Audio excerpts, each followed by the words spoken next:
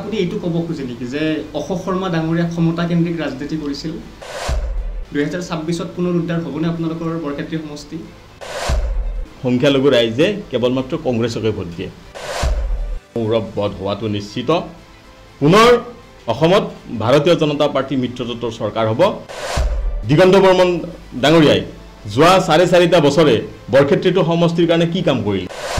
আমি কি পালোঁ কি নাপালোঁ কি পাবৰ কাৰণে বিজেপি কৰিছিলোঁ বা কি নোপোৱাৰ কাৰণে আমি বেদনা কৰিব লাগে বৰক্ষেত্ৰী সমষ্টি আজি 15 বছৰ পিছুৱাই যোৱাৰ অনুভৱ এটা আমি কৰিছোঁ নমস্কাৰ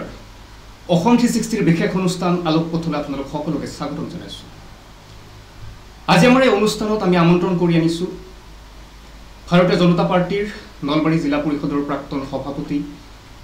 ভাৰতীয় জনতা পাৰ্টিৰ নলবাৰী জিলা সমিতিৰ প্ৰাক্তন সাধাৰণ সম্পাদক আৰু বৰ্তমানৰ ৰাজ্যিক কাৰ্যনিৰ্বাহক নিতুল ডেকা ডাঙৰীয়াক বিশিষ্ট ৰাজনীতিবিদ নিতুল ডেকা ডাঙৰীয়া তেখেতক আমাৰ অনুষ্ঠানলৈ স্বাগতম জনাইছোঁ স্বাগতম নিতুল দা নমস্কাৰ নমস্কাৰ আমি নিতুল ডেকা ডাঙৰীয়াৰ লগত তেখেতৰ ৰাজনৈতিক জীৱনক লৈ বৰ্তমান সময়ৰ পৰিস্থিতিক লৈ বহু কথা পাতিম তাৰ আগতে জানিব বিচাৰিছোঁ কিছুমান তেখেতৰ ব্যক্তিগত কথা নিতুল দা ভাৰতীয় জনতা পাৰ্টি আপুনি আৰম্ভণিৰ পৰা বৰ্তমান এটা দলতে আছে কেনেকৈ আহিলে আপুনি ৰাজনীতিক জীৱনত ছাত্ৰ অৱস্থাৰ পৰা আহিছিলে নে কেনেকৈ আপোনাৰ অকণমান যদি আমাৰ দৰ্শকবৃন্দক কৈ দিয়ে ৰাজনৈতিক জীৱনটো মই ছাত্ৰ অৱস্থাৰ পৰা আৰম্ভ কৰা নাই যদিও মই ৰাজনীতিৰ প্ৰতি আকৰ্ষিত হৈছিলোঁ ছাত্ৰ জীৱনৰ পৰাই তেতিয়া মই মেট্ৰিক পৰীক্ষা দিয়া নাছিলোঁ আৰু সেই সময়তে ভাৰতবৰ্ষত এক ৰাজনৈতিক বতাহ বলিছিল আৰু সেই বতাহটো আছিল ভাৰতীয় জনতা পাৰ্টিৰ পক্ষত তেতিয়া আছিল চন 1996 97 98 এই সময়খিনিত ভাৰতবৰ্ষত এক পৰিৱৰ্তনৰ জোৱাৰ উঠিছিল আৰু সেই সময়ত আমি ছাত্ৰ আছিলোঁ যেতিয়া আমি ৰাজনীতিৰ প্ৰতি সিমান জ্ঞান নাছিল ৰাজনীতিৰ ওপৰত তথাপিতো আমি এজন মানুহক টিভিত দেখা পাই আমি আকৰ্ষিত হৈছিলোঁ আৰু সেইজন হ'ল আমাৰ সকলোৰে আদৰৰ ভাৰতীয় জনতা পাৰ্টিৰ স্বনামধন্য নেতা প্ৰতিষ্ঠাপক সভাপতি অটল বিহাৰী বাজপেয়ীদেৱ ভাৰতৰত্ন অটল বিহাৰী বাজপেয়ীদেৱক আমি টিভিত দেখা পাই আকৰ্ষিত হৈছিলোঁ আৰু তেখেতৰ বক্তব্য আমি শুনি আকৰ্ষিত হৈছিলোঁ সেই সময়ৰ পৰাই আৰু তেতিয়াই ভাৰতবৰ্ষত সাধাৰণ নিৰ্বাচন হৈছিল আৰু সেই নিৰ্বাচনৰ যেতিয়া প্ৰচাৰ কাৰ্য চলিছিল গোটেই ভাৰতবৰ্ষত আৰু সেই সময়ত আমাৰ নলবাৰী জিলাতো প্ৰচাৰ কাৰ্য আৰম্ভ হৈছিল আৰু সেই প্ৰচাৰ কাৰ্যত আমাৰ গাঁওখনৰ কেইগৰাকীমান জ্যেষ্ঠ ব্যক্তিয়ে ভাৰতীয় জনতা পাৰ্টিৰ হৈ প্ৰচাৰ কৰিছিল আৰু বেনাৰ পোষ্টাৰবিলাক লগাইছিল আৰু সেই অটল বিহাৰী বাজপেয়ীদেৱৰ আৰু পদুম ফুলৰ ছবিটোৰ প্ৰতি আকৰ্ষিত হৈ আমি নজনাকৈয়ে ভাৰতীয় জনতা পাৰ্টিৰ প্ৰতি আকৃষ্ট হৈছিলোঁ হয় আপোনাক মই সুধিব বিচাৰিছোঁ আপুনি যি সময়ত 1996 চনত আপুনি ভাৰতীয় জনতা পাৰ্টিত যোগদান কৰিছিল নাই মই আকৰ্ষিত হৈছিলোঁ তেতিয়া মই যোগদান কৰা নাই কিন্তু সেই সময়ত আজি বৰ্তমান পৰিস্থিতি যদি আপুনি লক্ষ্য কৰে ক্ষমতা নাথাকিলে কোনো দলত থাকিব নিবিচাৰে কিন্তু আপোনাৰ সেই সময়ত প্ৰায় অসমত শূন্য আছিল ভাৰতীয় জনতা পাৰ্টি কিন্তু সেই সময়ত আপোনালোকে ক্ষমতাৰ তেনেকুৱা যে মই এইটো দলত গ'লে কিবা মোৰ লাভ হ'ব নে লোকচান হ'ব তেনেকুৱা মনত অহা নাছিল নে আমি সেই সময়ত যদিও আমি ছাত্ৰ আছিলোঁ হাইস্কুলীয়া ছাত্ৰ 96 চনত আৰু সেই হাইস্কুলীয়া ছাত্ৰ অৱস্থাত আমি ৰাজনৈতিক ক্ষেত্ৰখনত বিশেষ আমাৰ যদিও জ্ঞান নাছিল মই এটা কথাই কৈছোঁ যে পদুম ফুলটো আৰু অটল বিহাৰী বাজপেয়ীদেৱৰ ছবিক চাই আমি আকৰ্ষিত হৈছিলোঁ তাৰপিছত মই তেওঁলোকৰ ফটো সম্বলিত যি পোষ্টাৰ আছিল সেই পোষ্টাৰবিলাক আমি গছত লগাইছিলোঁ বেৰত আঁৰি দিছিলোঁ সমৰ্থন কৰিছিলোঁ আমি আমাৰ জ্যেষ্ঠ ব্যক্তিসকলক আৰু তাৰপিছত আমি যেতিয়া লাহে লাহে ছাত্ৰ অৱস্থাৰ পৰা আহিলোঁ মেট্ৰিক পৰীক্ষা দিলোঁ মেট্ৰিকৰ পিছত হায়াৰ ছেকেণ্ডেৰী পঢ়া আৰম্ভ কৰিলোঁ সেই সময়ত আমি চিধাই মই বিশেষকৈ ভাৰতীয় জনতা পাৰ্টিত যোগদান কৰা নাছিলোঁ সেই সময়ত মই বিশ্ব হিন্দু পৰিষদত যোগদান কৰিছিলোঁ অৰাজনৈতিক এটা আমাৰ সংগঠন যিটো সংগঠনৰ প্ৰতি মই আকৃষ্ট হৈছিলোঁ বিশেষ কেইখনমান কিতাপ পঢ়ি পেলাই মই ভাৰতৰ যি হিষ্ট্ৰী আছে ভাৰতৰ যি বুৰঞ্জী আছে সেই বুৰঞ্জীৰ ওপৰত মই অকণমান জ্ঞান পোৱাৰ পিছত মই ভাবিলোঁ যে ভাৰতবৰ্ষক প্ৰয়োজন আছে ৰাষ্ট্ৰীয় স্বয়ংসেৱক সংঘৰ প্ৰয়োজন আছে বিশ্ব হিন্দু পৰিষদৰ প্ৰয়োজন আছে আৰু সেই হিচাপে আমি 1999-2000 চনত আমি বিশ্ব হিন্দু পৰিষদত মই প্ৰথম অন্তৰ্ভুক্ত হ'লোঁ আৰু তাৰ পিছত আহি 2000 1 চনত মই বজৰং দলত আমি অন্তৰ্ভুক্ত হ'লোঁ। বিশ্ব হিন্দু পৰিষদৰ পৰা আমি চিধাই বজৰং দলত অন্তৰ্ভুক্ত হ'লোঁ আৰু বজৰং দল মই 4 বছৰ সময় 4-5 বছৰ মই বজৰং দলত সময় দিছোঁ আৰু তাৰপিছত 2005 চনত মই ভাৰতীয় জনতা পাৰ্টিত যোগদান কৰিলোঁ। অৰ্থাৎ প্ৰায় 20 বছৰ সময় আপুনি ভাৰতীয় জনতা পাৰ্টিক আপোনাৰ জীৱনৰ প্ৰায় 20টা বছৰ দিছে। হয়। তাৰপিছত আপোনাক ভাৰতীয় জনতা পাৰ্টিয়ে বিভিন্ন পদত অধিষ্ঠিত কৰিছে। নলবাৰী জিলা সমিতিৰ আপোনাক সাধাৰণ সম্পাদক, তাৰপিছত আপুনি ইলেকশ্যন খেলিলে, বিপুল ভোটত আপুনি জয়ী হ'ল, গুৰু দায়িত্বই পালে আপুনি জিলা পৰিষদৰ সভাপতি। অভিজ্ঞতা কেনেকুৱা? অভিজ্ঞতা খুব মধুৰো আছে, তিক্তও আছে। ৰাজনৈতিক জীৱন, সামাজিক জীৱনত অকল মধুৰ স্মৃতিয়ে নাথাকে, তাত তিক্ত স্মৃতিও কিছুমান জড়িত হৈ থাকে। যেতিয়া 2005 চনত 5 চনত আমি ভাৰতীয় জনতা পাৰ্টিত আহিলোঁ, ভাৰতীয় জনতা পাৰ্টিত আহিলোঁ মানে তেতিয়া ভাৰতীয় জনতা পাৰ্টি কৰা কেইজনৰ কিছুমানেই বিশ্ব হিন্দু পৰিষদ কৰে, কিছুমানে বজৰং দল কৰে, কিন্তু সময়ত ভাৰতীয় জনতা পাৰ্টিকো সহায়ৰ হাত আগবঢ়ায়। মানে এটা যিহেতু আইডিঅ'লজি, সেই আইডিঅ'লজিটোক আমি সকলো প্ৰকাৰে সহযোগিতা আগবঢ়াৰ আমি মানসিকতা তৈয়াৰ কৰি লৈছিলোঁ। আৰু যেতিয়া 6 চনত বিধানসভা নিৰ্বাচন আৰম্ভ হয় অসমত, আৰু সেই সময়ত আমি ভাৰতীয় জনতা পাৰ্টিক সমৰ্থন কৰিছিলোঁ। তেতিয়াতো অসম গণ পৰিষদৰ নিৰ্বাচন খেলিছিল, আমি ভাৰতীয় জনতা পাৰ্টিক সমৰ্থন কৰিছিলোঁ। তেতিয়া আমি নিৰ্বাচন পালোঁ। মই আহিয়ে 2006 চনত বিধানসভা নিৰ্বাচন পালোঁ। সেই অভিজ্ঞতা মোৰ আজিও মনত আছে। যদিও সেই সময়ত কোনো মানুহেই ভাৰতীয় জনতা পাৰ্টিক তেনেকুৱা ধৰণে সমৰ্থন কৰা নাছিল যদিও নলবাৰী সমষ্টিত তেতিয়াই প্ৰায় 18,000 ভোট আমি পাবলৈ সক্ষম হৈছিলোঁ 2006 চনত। মইতো ভাৰতীয় জনতা পাৰ্টিত অহাৰ পিছত প্ৰায় 12টা নিৰ্বাচন মই পাইছোঁ। বিধানসভা নিৰ্বাচন 4বাৰকৈ পাইছোঁ। পঞ্চায়ত নিৰ্বাচন যোৱা 25 চনৰ নিৰ্বাচনলৈকে মই 4বাৰ পঞ্চায়ত নিৰ্বাচনৰ অভিজ্ঞতা পাইছোঁ। মই লোকসভা নিৰ্বাচনৰ প্ৰায় 4বাৰ মই লোকসভা নিৰ্বাচনৰ অভিজ্ঞতা পাইছোঁ। যে মোৰ ৰাজনৈতিক জীৱনটোত, সীমিত জীৱনটোত মই প্ৰায় 12টা নিৰ্বাচনৰ অভিজ্ঞতা মোৰ অকণমান হ'লেও মই লাভ কৰিছোঁ। তাৰপিছত আপুনি ক্ৰমান্বয়ে এটাৰ পিছত আনটো পদক্ষেপলৈ গৈ আপুনি নলবাৰী জিলা পৰিষদৰ সভাপতি হৈ যেতিয়া আপুনি কামবিলাক কৰিবলৈ ল'লে, নিশ্চয় কিছুমান বাধাৰ সন্মুখীন নোহোৱাকৈ নাথাকে। আপুনি সেই বাধাৰ সন্মুখীন কেতিয়াবা হৈছিল নে? আৰু যদি হৈছিল, সেইবোৰ কেনেকৈ আপুনি সমাধান কৰিছিল? মই ৰাজনৈতিক জীৱনৰ অকণমান কথা মই কৈ ল'ব বিচাৰিছোঁ, কাৰণ জিলা পৰিষদৰ সভাপতিটো মই 2018 চনৰ নিৰ্বাচনতহে পালোঁ। 2018 চনৰ আগত মোৰ ৰাজনৈতিক জীৱনৰ বিভিন্ন তেনেকুৱা কথা অকণমান মই ক'বলগীয়া অনুভৱ কৰিছোঁ। এইকাৰণে যে 2006 চনৰ পৰাই যি নিৰৱচ্ছিন্নভাৱে ভাৰতীয় জনতা পাৰ্টিৰ হৈ আমি বিভিন্ন পদত থাকি কাম কৰিছোঁ, অকল মই জিলাৰ সাধাৰণ সম্পাদকৰ দায়িত্বতে মই থকা নাই। সেই সময়ত পঞ্চায়ত সমিতিও আছিল। পঞ্চায়ত সমিতিৰ মই সভাপতিৰ দায়িত্ব আছিলোঁ 2 নম্বৰ খাটাগাঁও পঞ্চায়তত। সেই সময়ত 2000 তেতিয়া সম্ভৱ 11 চন 10 চনত ইমান সময়ত মই পঞ্চায়তৰ সভাপতি মানে এইটো আমাৰ সাংগঠনিক সভাপতি, নিৰ্বাচিত সভাপতি নহয়। মোৰ সংগঠনৰ পঞ্চায়তৰ যিখন সমিতি আছিল সেই সাংগঠনিক সভাপতি মই আছিলোঁ। আৰু তাৰ পৰা আহি মণ্ডল সমিতিত অন্তৰ্ভুক্ত হৈছোঁ। মণ্ডল সমিতিৰ পৰা আহি যুৱ মৰ্চাত সাধাৰণ কাৰ্যকৰ্তা হিচাপে দায়িত্ব লৈছোঁ। তাৰপিছত জিলাৰ সম্পাদক হিচাপে দায়িত্ব ল'লোঁ। জিলাৰ সম্পাদকৰ পিছত সাধাৰণ সম্পাদকৰ দায়িত্ব লৈছোঁ। আৰু সাধাৰণ সম্পাদকৰ মই 2টা কাৰ্যকালৰ দায়িত্ব বহন কৰিবলৈ মই সৌভাগ্য হৈছিল। প্ৰায় 6 বছৰ 6.5 বছৰ কাল মই সাধাৰণ সম্পাদকৰ দায়িত্বত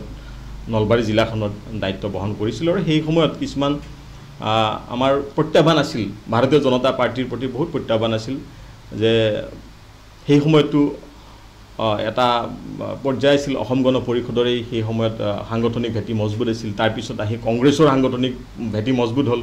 সেই সময়তে আমি বিভিন্ন প্ৰত্যাহ্বানৰ মাজত আহি আমি সংগঠন কৰিছিলোঁ। মই কৰা নাই, বহুজন জ্যেষ্ঠজনৰ আশীৰ্বাদ লাভ কৰি, জ্যেষ্ঠজনৰ দিহা পৰামৰ্শৰে আহি আমি সাধাৰণ সম্পাদকৰ দৰে এটা গুৰু দায়িত্ব লাভ কৰিবলৈ সক্ষম হৈছোঁ। আৰু সেই সময়তে আমাৰ নেতৃত্বই যেতিয়া নিৰ্বাচন অৱতীৰ্ণ হোৱাৰ কাৰণে আহ্বান জনালে যে নিৰ্বাচন খেলিব লাগে, তেতিয়া মোৰ নিজৰ ইচ্ছাকৃত হৈ মই নিৰ্বাচন খেলা নাই। সংগঠনে যি দায়িত্ব দিছে যে জিলা পৰিষদ নিৰ্বাচন খেলিব লাগে, নিৰ্বাচন খেলাৰ কাৰণে প্ৰস্তুত হ'লোঁ। আৰু মানুহে কয় নিৰ্বাচন খেলিলে টকা পইচা লাগে। সেইটো বহুত মানুহে মোক কৈছিল, ওচৰ চুবুৰীয়াই কৈছিল যে নিৰ্বাচন খেলিবলৈ ওলাইছা যিহেতু টকা পইচাৰ প্ৰয়োজন হ'ব মই তেতিয়া অকণমান হতভম্ব হৈছিলোঁ যে হয় নিৰ্বাচনত মানুহে কয় যে আগৰ সময়ত কংগ্ৰেছৰ নিৰ্বাচনবিলাক আমি দেখা পাইছোঁ কংগ্ৰেছৰ প্ৰাৰ্থীসকলক দেখা পাইছোঁ যে টিকটৰ কিনা বেচা হয় মানুহক ভোট পাবলৈ হ'লে কিনিব লাগে কিবা কৰিব লাগে তেনেকুৱা কথাবিলাক আমি শুনি আছিলোঁ কিন্তু যেতিয়া মই নিজেই ইলেকশ্যনত অৱতীৰ্ণ হ'লোঁ মই আজি এই কথাটো ধ্ৰুৱসত্য কথা কৈছোঁ যে মোৰ লগত 10,000 টকাও নাছিল সেই সময়ত মই এইকাৰণে 10,000 টকাও নাই বুলি কৈছিলোঁ যে নিৰ্বাচন খেলাৰ আগমুহূৰ্তত মই এটা কণ্ট্ৰেকচুৱেল চাকৰিও কৰিছিলোঁ আৰু মই PNRD ডিপাৰ্টমেণ্টতে কাম কৰিছিলোঁ এটা কণ্ট্ৰেকচুৱেল জব কৰিছিলোঁ আৰু সেই সময়ত সেই চাকৰিটোৰ আমাৰ দৰমহা আছিল প্ৰায় 3,500 4,000 টকা দৰমহা আছিল আৰু সেই টকাৰে নিজৰ যিখিনি প্ৰয়োজনীয় সামগ্ৰী সেই প্ৰয়োজনীয়খিনি আমি পূৰণ কৰিব নোৱাৰোঁ দেউতাৰ পইচাৰে বা আমাৰ ঘৰৰ পৰিয়ালৰ পইচাৰে কেতিয়াবা নিজৰ যিখিনি লাগতিয়াল সেই লাগতিয়ালখিনি পূৰণ কৰিবলগীয়া হৈছিল আৰু সেই সময়ত মই নিৰ্বাচন খেলিব লগা হোৱাটো মোৰ কাৰণে এটা ডাঙৰ প্ৰত্যাহ্বান আছিল আৰু সেই প্ৰত্যাহ্বানটো মোক কেইজনমান ব্যক্তিয়ে সাহস দিছিলে যে টকা পইচাৰ কোনো প্ৰয়োজন নাই আৰু ভাৰতীয় জনতা পাৰ্টি এটা এনেকুৱা ৰাজনৈতিক দল যিয়ে কোনো টকা পইচাৰে ভোট নিকিনে আৰু সেইকাৰণে ভোট যিহেতু কিনিব নালাগে তেতিয়াহ'লে টকাৰ কি প্ৰয়োজন আছে মোক বহু কেইজন মানুহে সেই সময়ত জিলা পৰিষদৰ নিৰ্বাচনত অৱতীৰ্ণ হোৱাৰ সময়ত মোক বহুত সহায় কৰিছে মোক এনেকুৱাকৈ সহায় কৰিছে যে কোনোবাই 2,000 টকাও দিছে কোনোবাই 5,000 টকাও দিছে মই যদি লিষ্টখন লৈ আহোঁ বহুত শুভাকাংক্ষী মোৰ এনেকুৱা আছে সেই শুভাকাংক্ষীসকলে মোক সহায়ৰ হাত আগবঢ়াইছিল পইচাৰে সহায় কৰিছিল কিছুমানে মোক খানাৰ যোগাৰ দিছিল কোনোবাই চাউল দিছিল কোনোবাই দাইল দিছিল কোনোবাই ৰঙালাও পৰ্যন্ত মোক সহায় কৰিছিল যে খানাত অন্তত কৰ্মীসকলে লাগি থকাৰ সময়ত যিটো প্ৰতিভোজনৰ প্ৰয়োজন হয় প্ৰতিভোজনৰ কাৰণে মোক সহায়ৰ হাত আগবঢ়াইছিল আৰু বেনাৰ পোষ্টাৰবিলাকো মোক বহু ক্ষেত্ৰত সহায় কৰিছিল আমাৰ কাৰ্যকৰ্তাই হওক শুভাকাংক্ষীয়ে হওক আৰু মই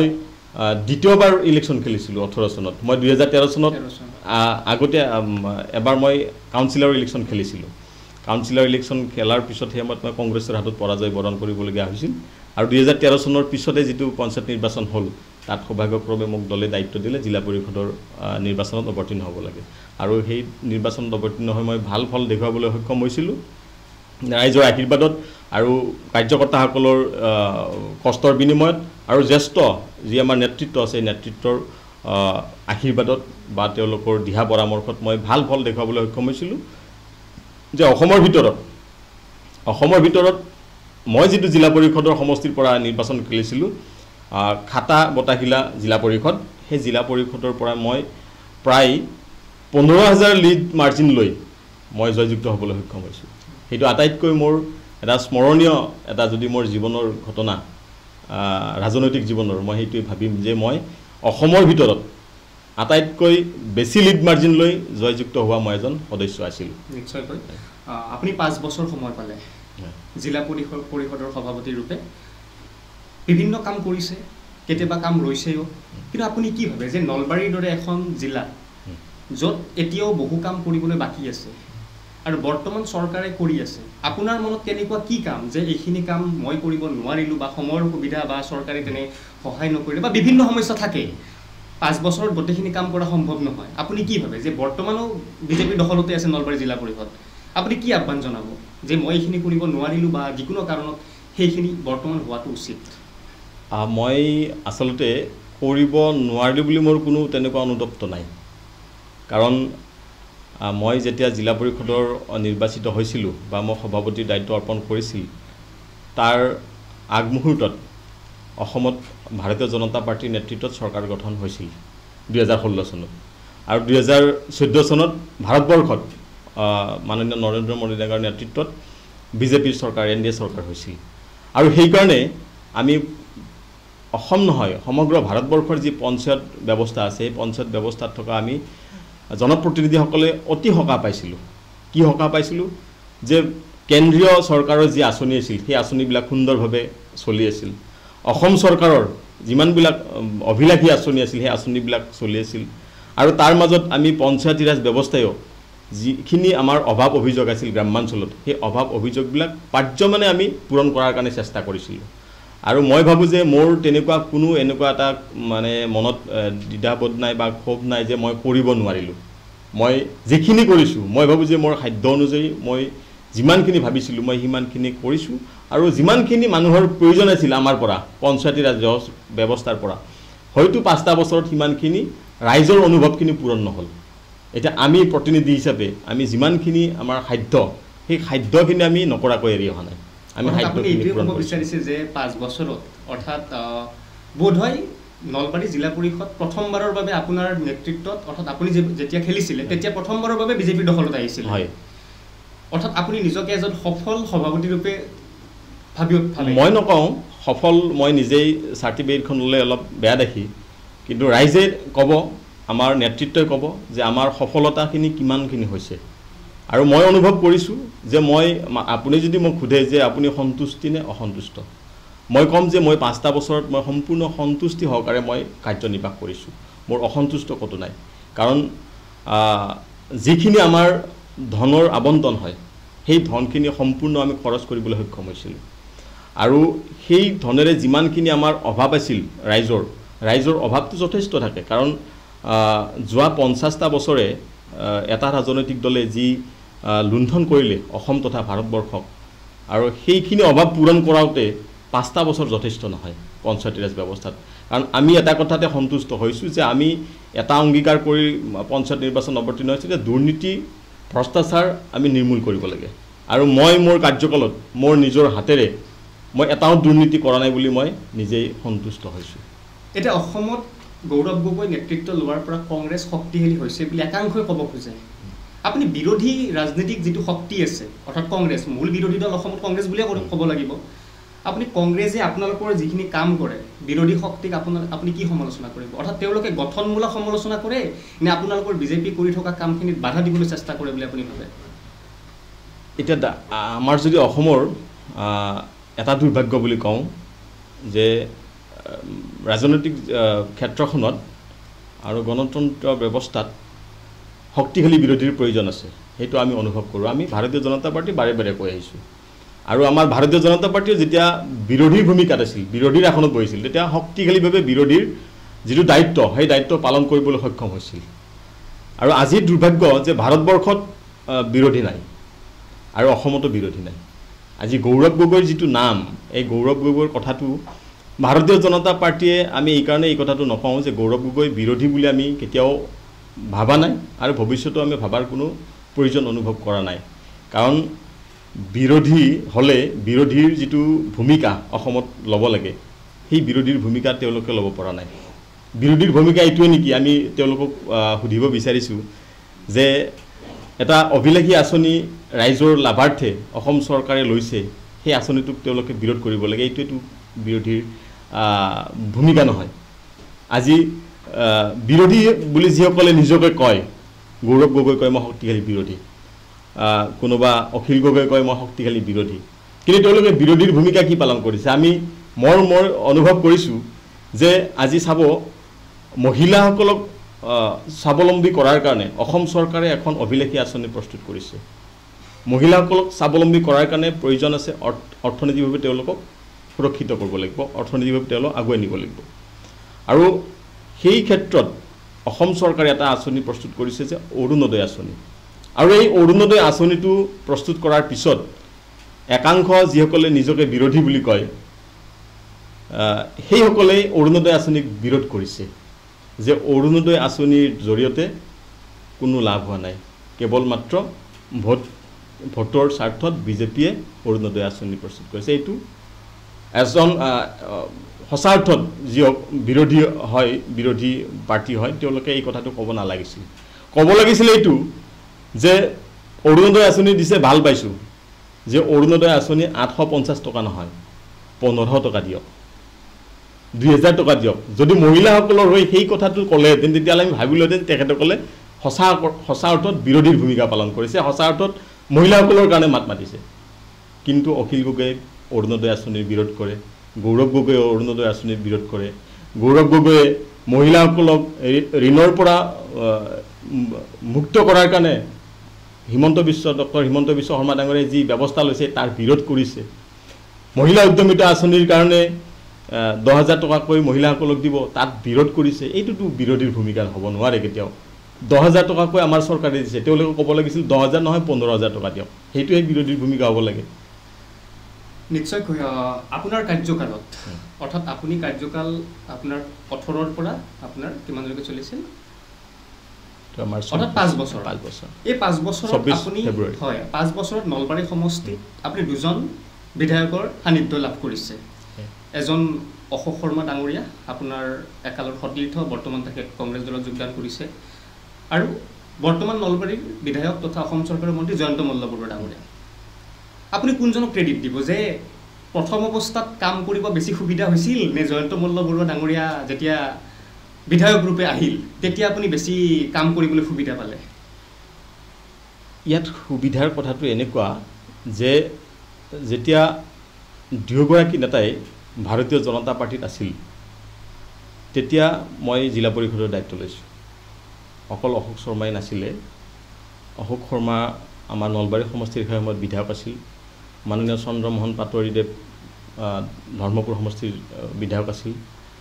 আৰু নাৰায়ণ ডেকাদেৱ তেতিয়া তেখেতে আমাৰ বৰক্ষেত্ৰীয় সমষ্টিৰ বিধায়ক আছিল আৰু আমাৰ মাননীয় জয়ন্ত মল্ল বৰুৱা সেই সময়ত আমাৰ পৰ্যটন বিভাগৰ অধ্যক্ষ আছিল আৰু সেই সময়ত গোটেই সকলোৰে নেতৃত্বই আগভাগ লৈ জিলা পৰিষদ গঠন কৰিছিল আৰু সকলোৰে সমৰ্থনত মই জিলা পৰিষদৰ সভাপতি লাভ কৰিছিলোঁ বা সভাপতিৰ মোক দায়িত্ব অৰ্পণ কৰিছিল আৰু বিধায়ক থকাৰ সময়ত তিনিওটা সমষ্টিৰ যিহেতু আমাৰ বিধায়ক ভাৰতীয় জনতা পাৰ্টিৰ বিধায়ক আছিল সেই সময়ত আমি সকলোৱে আমাৰ জিলা পৰিষদখনে কাম কৰিবলৈ সক্ষম হৈছোঁ বা আমি সেই ধৰণে কাম কৰিছিলোঁ যেতিয়া 2021 চনত পুনৰ বিধানসভা নিৰ্বাচন হ'ল আৰু সেই সময়ত আমাৰ নলবাৰী সমষ্টিৰ মাননীয় বিধায়ক জয়ন্ত মল্ল বৰুৱা ডাঙৰীয়া নিৰ্বাচিত হ'ল আৰু তেতিয়াৰ পৰাই আমি পুনৰ এজন নতুন বিধায়ক নলবাৰী সমষ্টিত পালোঁ আৰু ধৰ্মপুৰ সমষ্টিত আৰু পুনৰ আমি মাননীয় চন্দ্ৰমোহন পাটোৱাৰীদেৱকে পাইছোঁ আৰু বৰক্ষেত্ৰীয় সমষ্টিত আমি দুৰ্ভাগ্যবশতঃ আমি প্ৰায় 3000 মান ভোটত আমি মাননীয় নাৰায়ণ ডেকাদেৱক আমি হেৰুৱাবলগীয়া হ'ল তো মই যদি চাবলৈ যাওঁ এটা সমষ্টিক কেন্দ্ৰ কৰি মই কথাখিনি ক'লে নহ'ব কাৰণ মই যদিও তেতিয়া নলবাৰী সমষ্টিৰ পৰা প্ৰতিনিধিত্ব কৰিছিলোঁ আমাৰ জিলা পৰিষদ হিচাপত সেই হিচাপে যদি চাবলৈ যাওঁ সেই সময়ত বিজেপিৰ তিনিগৰাকী বিধায়কে মোক সহযোগ কৰিছিল আৰু মাননীয় জয়ন্ত মল্ল বৰুৱা ডাঙৰীয়াও মোক সহযোগ কৰিছিল আৰু তাৰ পিছত যেতিয়া আমাৰ নতুন বিধানসভা নিৰ্বাচন হ'ল তেতিয়া নতুনকৈ আমাৰ মাননীয় জয়ন্ত মল্ল বৰুৱা ডাঙৰীয়া বিধায়ক হ'ল তেখেতেও যথেষ্ট সময়ত মোৰ কাৰ্যকাল সমাপ্ত হোৱালৈকে তেখেতে মোক এজন অভিভাৱকৰ নিচিনাকৈ মোক দায়িত্ব পালন কৰাত সহযোগিতা আগবঢ়াইছে এই ক্ষেত্ৰত ক্ৰেডিট ডিছক্ৰেডিটৰ কোনো কথা নাহে কাৰণ যেহেতু সেই সময়ৰ নেতৃত্ব ভাৰতীয় জনতা পাৰ্টিৰে আছিলে আৰু যদি আপুনি ক'বলৈ যায় যে এজন এতিয়া কংগ্ৰেছৰ যোগদান কৰিছে সেই ক্ষেত্ৰত যদি কিবা প্ৰশ্ন কৰিবলগীয়া আছে তেতিয়াহ'লে মই উত্তৰ দিয়াৰ কাৰণে প্ৰস্তুত আছোঁ আৰু সেই সময়ত আমি বিজেপিৰ কোনো মানুহক আমি বিজেপিত থকালৈকে আমি ক্ৰেডিট ডিছক্ৰেডিটৰ কথাটো আমি তাত আমি নকওঁ এইকাৰণে যে সকলোৱে সমানেই সেই সময়ত দলৰ হৈ কাম কৰিছিল আৰু দলটোক আগবঢ়াই নিয়াত সহযোগিতা আগবঢ়াইছিল কিন্তু মই আপোনাক সুধিব মন গৈছে আচলতে এইটো মোৰ প্ৰশ্ন নহয় ৰাইজৰ প্ৰশ্ন অশোক শৰ্মা ডাঙৰীয়া অকল ভাৰতীয় জনতা পাৰ্টিৰ নহয় ৰাষ্ট্ৰীয় স্বয়ংসেৱক সংঘৰো তেখেত বিভিন্ন দায়িত্বত আছিল বা তেতিয়াৰ পৰাই আছিল যেনেকৈ আপুনি প্ৰথম বিশ্ব হিন্দু পৰিষদ বা বিভিন্ন সংগঠন আছিল ভাৰতীয় জনতা পাৰ্টিৰ কিন্তু শেষত যেতিয়া চৰকাৰ পৰিৱৰ্তন হ'ল সৰ্বানন্দ সোণোৱাল ডাঙৰীয়াৰ পৰিৱৰ্তে হিমন্ত বিশ্ব শৰ্মা ডাঙৰীয়া মুখ্যমন্ত্ৰীত্ব লাভ কৰিলে তেতিয়া অশোক শৰ্মা ডাঙৰীয়া আপোনালোকৰ ভাৰতীয় জনতা পাৰ্টিৰ বিভিন্ন নেতৃবৰ্গ তেতিয়া ভৱেশ কলিতা ডাঙৰীয়া আছিল সভাপতি তেখেতে বহুবাৰ কোৱা বুলি কৈছে যে মই বঞ্চিত হৈছোঁ এজন পুৰণা বিজেপি হিচাপে মই বহু ক্ষেত্ৰত বঞ্চিত হৈছোঁ কিন্তু সেই কথাখিনি তেওঁ নুশুনিলে বুলি কৈছে আৰু তাৰে প্ৰতিবাদ স্বৰূপে তেখেতে বিজেপি ত্যাগ কৰি কংগ্ৰেছৰ দৰে কংগ্ৰেছত যোগদান কৰা বুলি কৈছে এই ক্ষেত্ৰত আপুনি কি ক'ব সেইটো কোনো এজন সুস্থ মানসিকতাৰ ব্যক্তিৰ কথা হ'ব নোৱাৰে মই প্ৰথম কথাই কৈছোঁ যে ৰাজনীতি আমি আদৰ্শগতভাৱেই কৰিছোঁ মই বিশেষকৈ বাকী কোনে কেনেকৈ কৰিছে মই নাজানো মই কৰিছোঁ যে আমি এটা আদৰ্শৰ পিছত দৌৰিহে ভাৰতীয় জনতা পাৰ্টিত আহিছোঁ আৰু যেহেতু আপুনি সুধিছে অশোক শৰ্মাৰ কথাখিনি যে তেখেতে একো পোৱা নাই বুলি কৈছে সুবিধা নাপালোঁ মই ক'ব বিচাৰোঁ যে ভাৰতীয় জনতা পাৰ্টীৰ জন্মলগ্নৰে পৰা যিমানবিলাক কাৰ্যকৰ্তাই আজি ভাৰতীয় জনতা পাৰ্টীক এই পৰ্যায়ত আনিবলৈ কষ্ট ত্যাগ স্বীকাৰ কৰিছে তাৰ ভিতৰত বহু সংখ্যকে যদি শৰ্মাদেৱে কোৱাৰ নিচিনাকৈ পোৱা নোপোৱাৰ তুলনাটো কৰা হয় তেতিয়াহ'লে তাৰ প্ৰায় 90% মানুহেই তেখেতৰ নিচিনাকৈ নোপোৱা হৈ আছে কিন্তু সেই নোপোৱা ব্যক্তিসকলে কেতিয়াও দলৰ ওচৰত মই একো পোৱা নাই বুলি খুব প্ৰকাশ কৰি অন্য ৰাজনৈতিক দলত যোগদান কৰা নাই অৰ্থাৎ আপুনি এইটো ক'ব খোজে নেকি যে অশোক শৰ্মা ডাঙৰীয়া ক্ষমতা কেন্দ্ৰিক ৰাজনীতি কৰিছিল এইটো মই ক'ব নালাগে এইটো সমগ্ৰ অসমৰ ৰাইজে দেখা পাইছে যে ভাৰতীয় জনতা পাৰ্টি যিসকলে সঁচা অৰ্থত কৰিছিল তেওঁলোকে এটা আদৰ্শৰ পিছত কৰিছিল আদৰ্শৰ কাৰণে আদৰ্শ স্থাপন কৰাৰ কাৰণে ভাৰতীয় জনতা পাৰ্টি কৰিছিল আৰু তেওঁ যেতিয়া একো নোপোৱা বুলি কৈ পেলাই ক্ষোভ প্ৰকাশ কৰিছিল আৰু সেই ক্ষোভ প্ৰকাশ কৰাৰ ক্ষেত্ৰত আমি হতভম্ব হৈছিলোঁ যে ভাৰতীয় জনতা পাৰ্টিত পোৱা নোপোৱাটো কেতিয়াৰ পৰা আৰম্ভ হ'ল আমি গম নোপোৱাকৈ আমিয়ে গম পোৱা নাই যে আমি কি পালোঁ কি নাপালোঁ কি পাবৰ কাৰণে বিজেপি কৰিছিলোঁ বা কি নোপোৱাৰ কাৰণে আমি বেদনা কৰিব লাগে এই কথাখিনি আমি আচৰিত হৈছিলোঁ যেতিয়া তেখেতে কৈছিল আৰু তাৰপিছত আমি গম পাইছোঁ যে হয়তো তেখেতে আদৰ্শৰ লগত তেখেতে একাত্ম হ'ব পৰা নাছিল বা আদৰ্শৰ পিছত তেওঁ ৰাজনীতি কৰা নাছিল সেই অনুভৱটো আমি কৰিছোঁ পিছত আৰু তেখেতে যেতিয়া কংগ্ৰেছত যোগদান কৰিলে তেতিয়া আমি সঁচাকৈ আচৰিত হৈছোঁ আজিও এই কথাখিনিৰ আমি উত্তৰ বিচাৰি পোৱা নাই যে তেখেতে সঁচা অৰ্থত দেশৰ কাৰণে ৰাজনীতি কৰিছিল জাতিৰ কাৰণে ৰাজনীতি কৰিছিল নে তেখেতে কিবা ব্যক্তিগত স্বাৰ্থৰ কাৰণে ৰাজনীতি কৰিছিল আজিও এইখিনি আমাৰ মাজত প্ৰশ্ন আজিও আমাৰ হৃদয়ত এই প্ৰশ্নটো আজিও আছে অশোক শৰ্মা ডাঙৰীয়া আপোনাৰ একালৰ সতীৰ্থ আছিল যেতিয়া আপুনি সম্পাদকৰ দায়িত্ব পালন কৰিছিলে বোধহয় তেখেত সভাপতি আছিলে হয় তেখেত বৰ্তমান কংগ্ৰেছলৈ গ'ল কিন্তু বহুতে ক'ব খোজে যে নিতুল ডেকাই বিৰোধিতা কৰা নাই অৰ্থাৎ কংগ্ৰেছত যোৱাৰ পিছত তেখেতৰ বিভিন্ন ধৰণৰ কেলেংকাৰী হওক বা আপোনালোকৰ বিজেপিৰে সতীৰ্থসকলে উলিয়াব চেষ্টা কৰি আছে কিন্তু আপুনি তাক লৈ একো এতিয়ালৈকে সামাজিক মাধ্যমত দিয়া নাই বুলি বহুতে ক'ব খোজে মই এই কথাটো স্পষ্ট কৰিব বিচাৰিছোঁ যে যেতিয়া তেখেতে কংগ্ৰেছত যোৱা বুলি আমি গম পালোঁ আপুনি মোৰ ফেচবুক পেজটো বা মোৰ ফেচবুক একাউণ্টটো এবাৰ চেক কৰিব মই সেই সময়তে তেওঁক বিৰোধ কৰি তেওঁৰ চিন্তাক বিৰোধ কৰি আমি ছ'চিয়েল মিডিয়াত নিজৰ মত প্ৰকাশ কৰিছিলোঁ আৰু মই তেনেকুৱা ধৰণৰ এগৰাকী ব্যক্তি নহয় যে সকলো ক্ষেত্ৰত আমি ঋণাত্মক চিন্তাই কৰি থাকিম তেখেতৰ কৰ্মই তেখেতৰ ফল নিশ্চয় দিব তেখেতে যিখিনি কাম কৰিলে যিটো চিন্তাৰে তেখেতে কংগ্ৰেছৰ নিচিনা এটা ৰাজনৈতিক দলত যোগদান কৰিলে সেইটোত আমি আজিও মানি ল'ব পৰা নাই আৰু সেইকাৰণে তেখেতৰ বিষয়ে বেছি চৰ্চা কৰি থাকিলে মই ভাবোঁ যে আমাৰ যিখিনি দলৰ সঁচা অৰ্থত কাম কৰি থকা বিজেপিৰ কাৰ্যকৰ্তা আছে তেখেতসকলৰ ক'ৰবাত নহয় ক'ৰবাত মানসিক যিটো দৃঢ়তা সেই দৃঢ়তাটো ক'ৰবাত নহয় ক'ৰবাত লোপ পাব কাৰণ আমি এটা আদৰ্শক প্ৰতিষ্ঠা কৰাৰ কাৰণে ভাৰতীয় জনতা পাৰ্টি কৰিছোঁ মই কেতিয়াও জিলা পৰিষদৰ ইলেকশ্যন খেলিম বুলি মই কেতিয়াও ভবা নাছিলোঁ মোৰ নেতৃত্বক সুধিব যে নিতুল ডেকাই নিজেই টিকট বিচাৰিছিল মই আপোনাক এটাই দায়িত্ব দিছোঁ যে অশোক শৰ্মাকে আপুনি সুধিব কেতিয়াবা লগ পালে তেখেত সেই সময়তো MLA আছিল সভাপতি আছিল মাননীয় বনদীপ ডেকা তেখেতক সুধিব যে নিতুল ডেকাই নিজেই টিকট বিচাৰিছিল নে আপোনালোকে নিতুল ডেকাক খেলাৰ কাৰণে আহ্বান জনাইছিল তো মই এটা কথাই কৈছোঁ যে ভাৰতীয় জনতা পাৰ্টি ৰাষ্ট্ৰীয় স্বয়ংসেৱক সংঘ কেতিয়াও ক্ষমতা বিচাৰি এই ৰাজনৈতিক বা ৰাষ্ট্ৰীয় স্বয়ংসেৱক সংঘত থকা নাই বাৰু যি কি নহওক অসমত ভাৰতীয় জনতা পাৰ্টি দুবাৰ চৰকাৰ হ'ল প্ৰথমবাৰ মুখ্যমন্ত্ৰী সৰ্বানন্দ সোণোৱাল হ'ল দ্বিতীয়বাৰ ডক্টৰ হিমন্ত বিশ্ব শৰ্মা ডাঙৰীয়া আপুনি যেতিয়া সভাপতিৰ দায়িত্বত আছিলে জিলা পৰিষদৰ অৰ্থাৎ তেতিয়া আপুনি যেনেকৈ আপুনি বিধায়ক দুজনক পালে মুখ্যমন্ত্ৰী আপুনি দুজনৰ সান্নিধ্য লাভ কৰিছে কিন্তু বৰ্তমান হিমন্ত বিশ্ব শৰ্মা ডাঙৰীয়াই যিটো শক্তিশালী ৰূপত এটা স্থিতি লৈ আছে যেনেকৈ আপোনাৰ বাংলাদেশী বহিষ্কৰণ বা বেদখলকাৰীক যিদৰে বিতৰণ কৰি আছে সৰ্বানন্দ সোণোৱাল ডাঙৰীয়া সেই ক্ষেত্ৰত পিছ পৰি থাকিল বুলি আপুনি ভাবে নেকি মই সেই হিচাপে নাচাওঁ মই অকণমান আধ্যাত্মিক দৃষ্টিভংগীৰে কথাখিনি মই নিজেও বুজিব চেষ্টা কৰিছিলোঁ আৰু মই আপোনাকো এই কথাখিনিত এই ধৰণেই উত্তৰখিনি দিয়াৰ কাৰণে ইচ্ছা কৰিছোঁ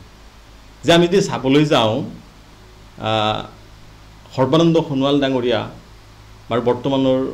মাননীয় মুখ্যমন্ত্ৰী ডক্টৰ হিমন্ত বিশ্ব শৰ্মা ডাঙৰীয়া দুটা বেলেগ বেলেগ সময়ত মুখ্যমন্ত্ৰী হৈছে। মাননীয় সৰ্বানন্দ সোণোৱাল ডাঙৰীয়াই 5টা বছৰৰ কাৰণে মুখ্যমন্ত্ৰী হ'ল আৰু হিমন্ত বিশ্ব শৰ্মা ডাঙৰীয়া 5টা বছৰৰ কাৰণে আজি মুখ্যমন্ত্ৰী হৈ আছে। আমি দুয়োগৰাকী মাননীয় মুখ্যমন্ত্ৰীৰ যদি আমি কথাখিনি চাবলৈ যাওঁ, দুয়োগৰাকীয়ে অসমত ন্যায় স্থাপন কৰাৰ কাৰণে কাম কৰিছে আৰু ন্যায় স্থাপন কৰাৰ কাৰণে কাম কৰাৰ দুয়োগৰাকী মুখ্যমন্ত্ৰীৰ শৈলীটো বেলেগ বেলেগ, কাৰ্যশৈলীটো বেলেগ বেলেগ। মই যদি মিলাবলৈ যাওঁ, প্ৰভু শ্ৰী ৰামচন্দ্ৰই ৰামায়ণৰ যদি কাহিনী আমি চাবলৈ যাওঁ, প্ৰভু শ্ৰী ৰামচন্দ্ৰই অতি বিনয়েৰে সকলোখিনি সমাধান কৰিছিল, হয়নে? যদি চাবলৈ যাওঁ, কিন্তু প্ৰভু শ্ৰী ৰামচন্দ্ৰই যেতিয়া ৰাৱণক বধ কৰিছিল, বহুবাৰ ৰাৱণক সুবিধা দিছিল যে যুদ্ধৰ কাৰণে আহিব নালাগে, ভালে ভালে যিটো অন্যায় কৰিছে সেই অন্যায়টো বন্ধ কৰিব লাগে, মানে সীতাক উভতাই দিব লাগে। কিন্তু বাৰে বাৰে প্ৰত্যাখ্যান কৰিছিল। তাৰপিছত শেষতহে শ্ৰী প্ৰভু ৰামচন্দ্ৰই ৰাৱণৰ লগত যুদ্ধ কৰিছিল, হয়নে? আমি সেই কথাটো ক'বলৈ গৈছোঁ যে সৰ্বানন্দ সোণোৱাল ডাঙৰীয়া 5টা বছৰত সেই ধৰণেই অতি মানে ধৰক কোনেও মানে কতো যাতে অসুবিধা নাপায়, মোৰ কাৰ্যখিনি হোৱাৰ ক্ষেত্ৰত যাতে বিৰোধীয়েও অসুবিধা নাপায়, যিয়ে অন্যায় কৰিছে তেওঁ যাতে অসুবিধা নোপোৱাকৈ অন্যায়টো এৰি দিয়ে, সেইধৰণে প্ৰভু শ্ৰী ৰামচন্দ্ৰৰ যি মানে গতি আছিল, কাৰ্যশৈলী আছিল, সেই ধৰণে 5টা বছৰ কাম কৰিছিল। আৰু মাননীয় ডক্টৰ হিমন্ত বিশ্ব শৰ্মা ডাঙৰীয়াই আমি আৰু এটা অৱতাৰ দেখা পাইছোঁ, কৃষ্ণৰ অৱতাৰ, মহাভাৰতৰ যুদ্ধ আমি দেখা পাইছোঁ। আমি যদি চাবলৈ যাওঁ, প্ৰভু শ্ৰীকৃষ্ণই যি ধৰণে মহাভাৰতৰ যুদ্ধ সমাপ্ত কৰিছিল আৰু সেই মহাভাৰতৰ যুদ্ধ সমাপ্ত কৰাৰ কাৰণে প্ৰভু শ্ৰীকৃষ্ণই যি শৈলী ব্যৱহাৰ কৰিবলগীয়া হৈছিল সকলো শৈলী ব্যৱহাৰ কৰিছিল ন্যায় স্থাপনৰ কাৰণে। আৰু আজি ডক্টৰ হিমন্ত বিশ্ব শৰ্মা ডাঙৰীয়ায়ো সেই একেধৰণে ন্যায় স্থাপন কৰাৰ কাৰণে যিসকলে অন্যায় কৰিছে, জাতিটোৰ প্ৰতি অন্যায় কৰিছে, দেশখনৰ প্ৰতি অন্যায় কৰিছে, মানুহৰ প্ৰতি অন্যায় কৰিছে, প্ৰকৃতিৰ প্ৰতি অন্যায় কৰিছে, শ্ৰীকৃষ্ণৰ সুদৰ্শন চক্ৰই যেনেকৈ সকলোকে মহাভাৰতত স্তব্ধ কৰিছিল, সকলোকে নিক্ষেপ কৰিছিল, কাৰ হতুৱাই? অৰ্জুনৰ হতুৱাই, পঞ্চপাণ্ডৱৰ হতুৱাই, ঠিক তেনেকৈ আমাৰ মাননীয় বৰ্তমানৰ মুখ্যমন্ত্ৰী ডক্টৰ হিমন্ত বিশ্ব শৰ্মা ডাঙৰীয়াই সেই লেখীয়াকৈ ইয়াত যিসকলে জাতিটোৰ প্ৰতি ভাবুকি আনিছে, যিসকলে আমাৰ মাটিৰ কাৰণে ভাবুকি আনিছে, যিসকলে আমাৰ নাৰীৰ কাৰণে ভাবুকি আনিছে, যিসকলে আমাৰ অৰ্থনৈতিক ক্ষেত্ৰত ভাবুকি আনিছে, সকলোকে মহিমূৰ কৰাৰ ব্যৱস্থা কৰিছে। আমি সেই দৃষ্টিভংগীৰে যদি চাবলৈ যাওঁ, দুয়োগৰাকী মুখ্যমন্ত্ৰীয়ে অসমত ন্যায় স্থাপন কৰাৰ কাৰণে, অসমক এখন শক্তিশালী ৰাজ্য নিৰ্মাণ কৰাৰ কাৰণে কাম কৰিছে নিজৰ নিজৰ শৈলীৰে। আমি ইয়াত মানে মই এই কথাটোৱে কৈছোঁ যে নিজৰ শৈলীবিলাক, সকলোৰে কাম কৰা শৈলীবিলাক বেলেগ বেলেগ। আজি ডক্টৰ হিমন্ত বিশ্ব শৰ্মা ডাঙৰীয়াই অসমখনক যি ধৰণে সকলো সমস্যাৰ পৰা মুক্ত কৰাৰ কাৰণে যি পৰিকল্পনাৰে কাম কৰিছে, সেইটো আমি ভাৰতীয় জনতা পাৰ্টীৰ এগৰাকী সাধাৰণ কাৰ্যকৰ্তা হিচাপে আমি তেখেতক শতবাৰ আমি চেলুট জনাইছোঁ। আপুনি অৰ্থাৎ সৰ্বানন্দ সোণোৱাল ডাঙৰীয়া আৰু হিমন্ত বিশ্ব শৰ্মা ডাঙৰীয়াক শ্ৰীকৃষ্ণ আৰু নাই, মই মানে এই কথাটো ৰাইজে ভুল বুজিব নালাগে যে মই প্ৰভু শ্ৰীৰামৰ লগত তুলনা কৰা নাই, প্ৰভু শ্ৰীকৃষ্ণৰ লগত মই তুলনা কৰা নাই, কিন্তু যিটো কৰ্মশৈলীটোৰ লগত মই তুলনা কৰিছোঁ যে যি ধৰণে অতি মানে প্ৰভু শ্ৰী ৰামচন্দ্ৰই সকলোকে মানে ধৰক এটা সুবিধা প্ৰদান কৰি দিছিল, যে ৰাৱণক কৈছিল যে সীতাক উভতাই দিয়া, কিন্তু ৰাৱণক প্ৰথমবাৰে বধ কৰিব লাগিছিল। এই যিটো শৈলী, এই শৈলীটো দুয়োটা অৱতাৰৰ বেলেগ বেলেগ, সেই কথাটো আমি দেখা পাইছোঁ ডক্টৰ হিমন্ত বিশ্ব শৰ্মা আৰু মাননীয় সৰ্বানন্দ সোণোৱাল ডাঙৰীয়া। আৰু দুয়োটা অৱতাৰে কোনোবাই বেয়া বুলি ক'ব পাৰিব নেকি? দুয়োটা অৱতাৰে কোনেও বেয়া বুলি ক'ব নোৱাৰে। যি শৈলীৰে ৰামায়ণৰ যুদ্ধ হৈছিল, ৰাম ৰাৱণৰ যুদ্ধ হৈছিল, সেই শৈলীৰে অন্য এটা শৈলীৰে মহাভাৰতৰ যুদ্ধ হৈছিল। আৰু মহাভাৰতৰ যুদ্ধ বুলি এইকাৰণে কৈছোঁ যে এতিয়া গৌৰৱ গগৈ আছে অসমত, আৰু আমি তেওঁক গৌৰৱ গগৈ বুলি কোৱা নাই, আমি তেওঁক কৌৰৱ বুলি কৈছোঁ। যেনেকৈ মহাভাৰতত শ্ৰীকৃষ্ণই কৌৰৱৰ লগত যুদ্ধ কৰিছিল, পঞ্চপাণ্ডৱে শ্ৰীকৃষ্ণ সাৰথি আছিল যদিও সাৰথি আছিল তেওঁৰ পৰিকল্পনা অনুসৰি পঞ্চপাণ্ডৱে কৌৰৱক বধ কৰিছিল হয়নে আজিও ঠিক তেনেকুৱা এটা অৱস্থা অসমত হৈছে যে আজি গৌৰৱ গগৈ নহয় তেওঁ কৌৰৱ গগৈ বুলি তেওঁক আমি অভিহিত কৰিছোঁ আৰু সেই কৌৰৱ গগৈৰ লগত আজি অসমৰ বিভিন্ন যিসকল তথাকথিত বুদ্ধিজীৱী আছে যিসকল তথাকথিত ৰাজনৈতিক দল খুলি লৈছে এজন মানুহে এটা ৰাজনৈতিক দল সেইসকলে আজি কৌৰৱ গগৈৰ লগত আজি চামিল হৈছে আৰু আমি কৈছোঁ যে অহা যি নিৰ্বাচন আছে 2026 নিৰ্বাচনত কৌৰৱ বধ হোৱাটো নিশ্চিত পুনৰ অসমত ভাৰতীয় জনতা পাৰ্টি মিত্ৰজোঁটৰ চৰকাৰ হ'ব আৰু সেই চৰকাৰৰ সময়তে অসমৰ যিমানবিলাক জ্বলন্ত সমস্যা আছে আজি আমাৰ ডেকালৰা শ্বহীদ হ'ল এই সমস্যা সমাধানৰ কাৰণে আন্দোলন কৰি শ্বহীদ হ'ল সেই শ্বহীদৰ মূল্য অহা 5 বছৰত সম্পূৰ্ণৰূপে আজি অসমে পাবলৈ সক্ষম হ'ব এই কথাটো আমি বিশ্বাসী আজি কি নহওক সমষ্টি পুনৰ নিৰ্ধাৰণৰ পিছত আপুনি নলবাৰী সমষ্টিৰ আছিলে এতিয়া আপুনি বৰক্ষেত্ৰী হয় মই আপুনি এতিয়া বৰক্ষেত্ৰী সমষ্টিত পৰিছে কিন্তু তাৰ বিধায়কজন বৰ্তমান কংগ্ৰেছৰ হয় 2026 নিৰ্বাচন সমাগত বেছি দিন নাই আপুনি ভাবেনে যে কাৰণ আপোনাৰ সমৰ্থকে দক্ষ বুলি ক'ব খোজে যে নিতুল ডেকা ডাঙৰীয়া এজন যোগ্য আৰু দক্ষ ৰাজনীতিবিদ সেইটো মোৰ কথা নহয় মই ৰাজনীতিবিদ নহয় মই আচলতে ৰাজনীতি কৰ্মীহে এইটো মই কিন্তু আপুনি ভাবেনে যে 2021 নিৰ্বাচনত যেনেকৈ নাৰায়ণ ডেকা ডাঙৰীয়া পৰাজয় বৰণ কৰিলে বৰক্ষেত্ৰীৰ পৰা 2026 পুনৰ উদ্ধাৰ হ'বনে আপোনালোকৰ বৰক্ষেত্ৰী সমষ্টি এইটো আমি পঞ্চায়ত নিৰ্বাচনতে তাৰ আমি ফলাফল দেখুৱাই দিছোঁ যোৱা পঞ্চায়ত নিৰ্বাচনত আমি বৰক্ষেত্ৰী সমষ্টিয়ে ভাৰতীয় জনতা পাৰ্টি আমি 50,000 ভোটৰ লিড মাৰ্জিন লৈ পেলাই আমি আমাৰ প্ৰতিনিধিক জয়যুক্ত কৰাইছোঁ আঞ্চলিক পঞ্চায়তৰ সদস্যসকল আৰু জিলা পৰিষদৰ সদস্যসকলৰ যিটো ভোটৰ যিটো আমাৰ পাৰ্থক্য কংগ্ৰেছৰ লগত লিড মাৰ্জিন আমাৰ 50,000 পঞ্চায়ত নিৰ্বাচনত হৈছে তো মই ভাবোঁ যে বৰক্ষেত্ৰী সমষ্টিত যদি আৰু কংগ্ৰেছে ভাবি আছে যে আমি বিধায়ক জয় কৰিব পাৰিম তেতিয়াহ'লে তেওঁলোকে সেই কথাটো আটাইতকৈ ভুল কথা ভাবি আছে আৰু তেওঁলোকে মই কৈছোঁ যে বৰক্ষেত্ৰী সমষ্টিত অহাবাৰ তেওঁলোকে ইলেকশ্যন খেলিব নালাগে কংগ্ৰেছে মানে আপুনি বিনা প্ৰতিদ্বন্দ্বিতাৰে বিজেপি পাৰ্টিক জয় কৰিব বিচাৰিছে নাই তেওঁলোকে নেখেলিলে ভাল কাৰণ খেলিলে ইলেকশ্যন খেলিলেতো দুখ পাব যিয়ে খেলিব তেওঁতো এটা ডাঙৰ দুখ পাব কাৰণ যোৱাবাৰ তেওঁ দুৰ্ভাগ্যবশতঃ বিধায়ক হ'ল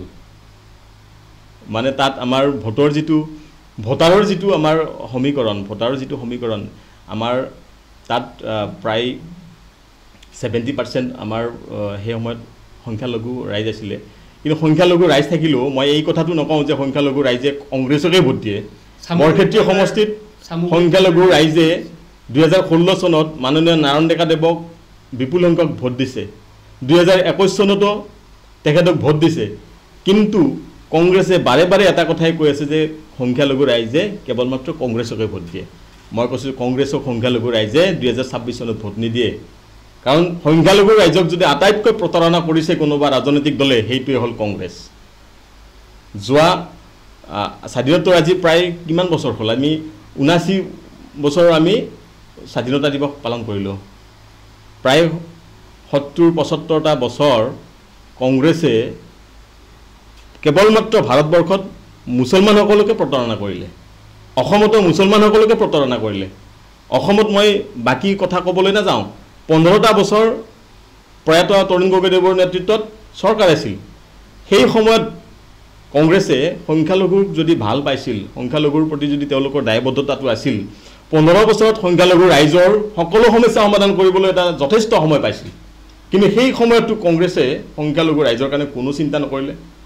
আজিও যাওক আপোনালোকে সংখ্যালঘু অধ্যুষিত ৰাইজ অঞ্চলত এটা ভাল পকী ৰাস্তা নাই কিন্তু তাত এমএলএজন কংগ্ৰেছৰ আজি মাননীয় বিধায়ক দিগন্ত বৰ্মন ডাঙৰীয়াই যোৱা 4.5টা বছৰে বৰক্ষেত্ৰীটো সমষ্টিৰ কাৰণে কি কাম কৰিলে যি কাম কৰিছে আজি নাৰায়ণ ডেকাদেৱে বিধায়ক নহ'লেও আজি তেওঁ বৰক্ষেত্ৰী সমষ্টিৰ উন্নয়নৰ কাৰণে নাৰায়ণ ডেকাদেৱে কাম কৰি আছে আজি যদি বৰক্ষেত্ৰী সমষ্টি চাবলৈ যায় সকলো সমস্যাৰ ক্ষেত্ৰত সকলো মানুহৰ দুখ দুৰ্দশাৰ ক্ষেত্ৰত প্ৰথমতে যদি কোনোবা এজন মানুহে তাত থিয় দিয়ে সেইজনে হ'ল মাননীয় নাৰায়ণ ডেকাদেৱ যোৱা 2016 চনত তেখেতে যিখিনি উন্নয়ন কৰি থৈ গৈছিল বৰক্ষেত্ৰী সমষ্টিৰ কাৰণে যিমান ৰাস্তা ঘাট আদি যিমান স্কুল কলেজ তেওঁ নিৰ্মাণ কৰিছিল তাৰ পিছত দিগন্ত বৰ্মন ডাঙৰে এটা কামো তাৰ পৰা আগবঢ়াই নিব নোৱাৰিলে তো সংখ্যালঘু ৰাইজে এইবাৰ বুজি উঠিছে যে আমি কংগ্ৰেছ বিজেপিৰ চৰকাৰ বিজেপিৰ চলি আছে কিন্তু আমি ইয়াতে ইমান মূৰ্খামি কাম কৰিলোঁ যে আমি বিধায়কজন কংগ্ৰেছৰ পৰা জিকাই পঠালোঁ আৰু আজি বৰক্ষেত্ৰী সমষ্টিয়ে 5টা বছৰ নহয় নাৰায়ণ ডেকাদেৱ যদি তাত বিধায়ক হ'লেহেঁতেন 15 বছৰ আগত লক্ষ্য ৰাখি পেলাই তেওঁ উন্নয়ন কৰিলেহেঁতেন আৰু সেই উন্নয়ন কংগ্ৰেছে কৰিবলৈ 15 বছৰ লাগিলেহেঁতেন আৰু আজি আমি বৰক্ষেত্ৰী সমষ্টি 5 বছৰ পিছুৱাই যোৱা নাই বৰক্ষেত্ৰী সমষ্টি আজি 15 বছৰ পিছুৱাই যোৱাৰ অনুভৱ এটা আমি কৰিছোঁ বৰক্ষেত্ৰী সমষ্টি বাকী ৰাইজে আৰু সেইকাৰণে পুনৰ দ্বিতীয়বাৰ বৰক্ষেত্ৰী সমষ্টি বাকী ৰাইজে এই ভুলটো দ্বিতীয়বাৰ নকৰে তাত হিন্দু হওক মুছলমান হওক সকলোৱে সেই কথাখিনি অনুভৱ কৰিছে মই কথাখিনি মানে আপোনাক জনাইছোঁ আপোনাৰ যেহেতু ৰাজনৈতিক যাত্ৰা 20 বছৰৰ মানুহে এটাৰ পিছত আন এটা পদবী লাভ কৰিবলৈ চেষ্টা কৰে বা সেইটো ইচ্ছাও থাকে কিছুমানৰ যি সময়ত বিধায়কৰ কাৰণে বা এমপি ইলেকশ্যনৰ লোকসভাৰ টিকটৰ কাৰণে মানুহে আপোনালোকৰ দলৰে হওক বা বিভিন্ন দলৰ দল সলনি কৰা পৰ্যায় এটা আহি পৰে কিন্তু আপুনি ইমান দক্ষ আপোনাৰ সমৰ্থকে ক'ব খোজে দক্ষ আৰু যোগ্য এই দুটা ক্ৰেডিট দিয়াৰ পিছতো আপুনি এইবাৰ পঞ্চায়ত ইলেকশ্যন নেখেলিলে কি ক'ব খোজে আপুনি কাৰণ বহুতে প্ৰস্তুত কৰে যে নিতুল ডেকা ডাঙৰে কিয় নেখেলিলে সেইটো আচলতে কথাটো মোকো বহুতে ফোন কৰি সুধিছিলে যে আপুনি ইলেকশ্যন কিয় নেখেলিলে তো মই ক'ব বিচাৰিছোঁ যে আমাৰ এইবাৰ বৰক্ষেত্ৰী সমষ্টিৰ প্ৰথম কাৰণটো হ'ল যে এইবাৰ বৰক্ষেত্ৰী সমষ্টিৰ 4টা জিলা পৰিষদৰ সমষ্টিত মহিলা ৰিজাৰ্ভেশ্যন পৰিছে প্ৰথম কাৰণ মই সেইটো ইচ্ছা কৰিলেও খেলিব নোৱাৰিলোহেঁতেন আৰু দ্বিতীয় কথা মই নিজ ইচ্ছাৰে কেতিয়াও মই শীৰ্ষ নেতৃত্বক ক'বলৈ ইচ্ছা প্ৰকাশ কৰা নাছিল যে মই জিলা পৰিষদ খেলিম মোৰ সেইটো নিয়ম নহয় কাৰণ দলৰ শীৰ্ষ নেতৃত্বই যিগৰাকী কাৰ্যকৰ্তাক যি ধৰণে দায়িত্ব অৰ্পণ কৰিব যি ধৰণে আগুৱাই নিব বিচাৰিব সেই ধৰণে আমি যোৱাৰ কাৰণে প্ৰস্তুত আছোঁ মই কেতিয়াও এই কথাটো নকওঁ যে মোকেই টিকটটো লাগিব কাৰণ আমি ভাৰতীয় জনতা পাৰ্টিক যিমানখিনি দিলোঁ তাতকৈ মই ভাবিছোঁ যে তাতকৈ যথেষ্টখিনি সন্মান যথেষ্টখিনি আমাক ৰাইজৰ মাজত চিনাকি কৰাৰ যিটো প্লেটফৰ্ম দিলে ভাৰতীয় জনতা পাৰ্টি মোক তাতকৈ বেছিকৈ দিছে সেইকাৰণে ভাৰতীয় জনতা পাৰ্টিৰ পৰা মই হাদিবলগীয়া এতিয়া আছে বুলি মই নাভাবোঁ এতিয়া দলৰ শীৰ্ষ নেতৃত্বই আমাৰ দৰে সাধাৰণ কাৰ্যকৰ্তাবিলাকক দলটো উত্তৰণৰ কাৰণে যি দায়িত্ব অৰ্পণ কৰে আমি সেই দায়িত্ব পালন কৰাৰ কাৰণে প্ৰস্তুত হৈ আছোঁ পঞ্চায়তীৰাজ ব্যৱস্থা এইটো মহাত্মা গান্ধীৰটো প্ৰথমতে সপোন আছিল যেটো গৈ গৈ আপোনাৰ 90 দশকত তাৰে পালে পঞ্চায়তীৰাজ ব্যৱস্থাৰ কিবা আপুনি প্ৰসাৰণ বা তেনেকুৱা কিবা সলনি কৰিব লাগে বুলি ভাবেনে পঞ্চায়তীৰাজ ব্যৱস্থাত আমি দেখা পাইছিলোঁ যে 2000 যেতিয়া আমি 18 চনত ইলেকশ্যন খেলিলোঁ তাৰ আগত এটা এনেকুৱা অসমত মানুহৰ মাজত এটা এনেকুৱা ভাব আছিল যে পঞ্চায়ত বুলি ক'লেই দুৰ্নীতি ভ্ৰষ্টাচাৰ তাত ভেটি নিদিয়াকৈ তাত উৎকোচ নিদিয়াকৈ তাত ৰাজনৈতিক নেতাৰ পিছত নদৰাকৈ কোনো ৰাইজে লাভ কৰিব নোৱাৰে একো উন্নয়ন কৰিব নোৱাৰে বা কোনো ব্যক্তিগত উন্নয়ন নহয় সামাজিক উন্নয়ন নহয়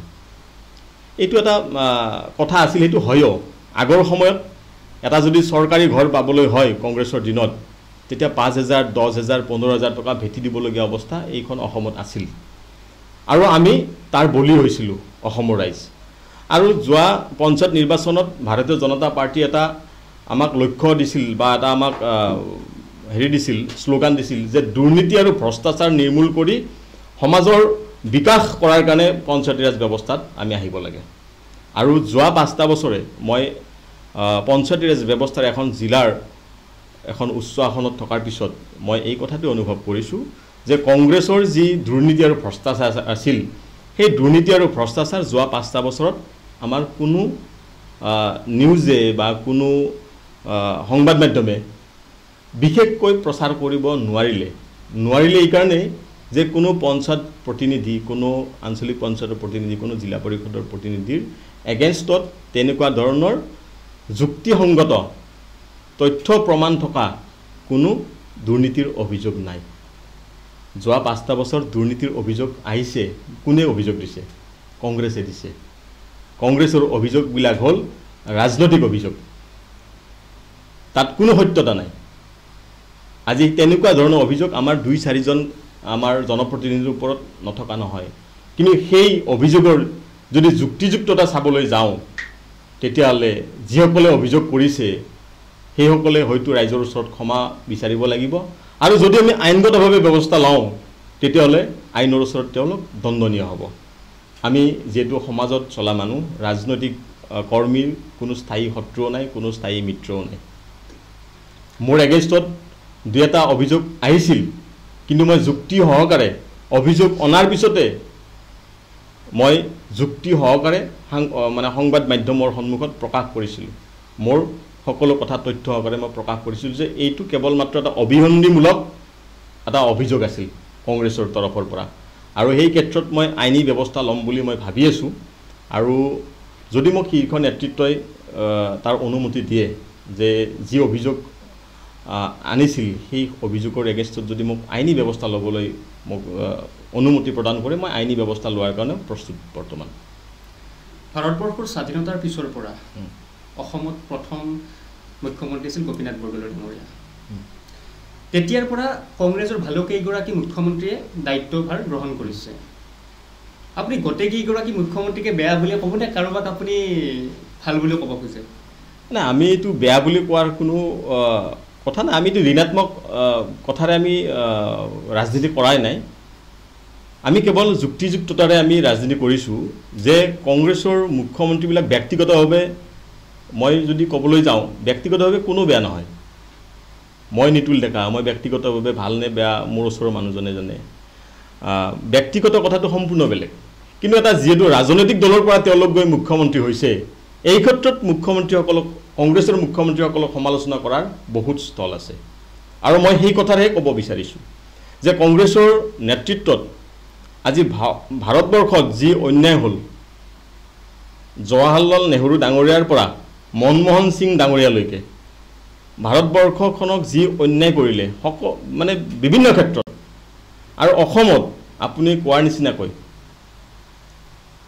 কংগ্ৰেছৰ যিমানবিলাক মুখ্যমন্ত্ৰী আছে সেই মুখ্যমন্ত্ৰীসকলৰ আৰম্ভণিৰ পৰা তৰুণ গগৈদেৱলৈকে যিমানখিনি কাম তেওঁলোকে কৰাৰ সুবিধা পাইছিল অসমখনৰ কাৰণে, সেই কামবিলাক তেখেতসকলে এটাও নকৰিলে। কেৱল মাত্ৰ তেওঁলোকে ভোটৰ স্বাৰ্থত পূৰ্ববংগীয় মুছলমানসকলক